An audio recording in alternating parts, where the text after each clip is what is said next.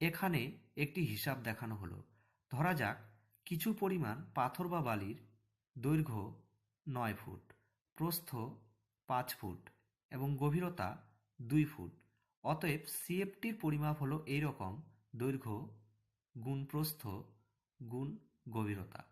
এখানে 9, 5 এবং 2 একসঙ্গে গুণ করে পাই 90, অর্থাৎ পাথর বা বালির পরিমাপ হলো 90 সিএফটি।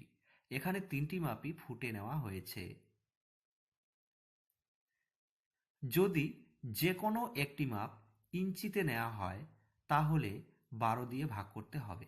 যেমন দৈর্ঘ্য 9 ফুট, প্রস্থ 5 ফুট এবং গভীরতা 24 ইঞ্চি হলে এদেরকে একসঙ্গে গুণ করে 12 দিয়ে ভাগ করে পাই 90, অর্থাৎ এখানে পাথর বা বালির পরিমাপ হলো 90 সিএফটি।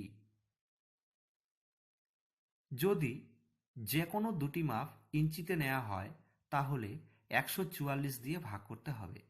যেমন দৈর্ঘ্য 9 ফুট, প্রস্থ 60 ইঞ্চি ও গভীরতা 24 ইঞ্চি হলে এদেরকে একসঙ্গে গুণ করে 144 দিয়ে ভাগ করে পাই 90। এখানেও পাথর বা বালির পরিমাপ হলো 90 সিএফটি। যদি তিনটি মাপই ইঞ্চিতে নেওয়া হয় তাহলে 1728 দিয়ে ভাগ করতে হবে।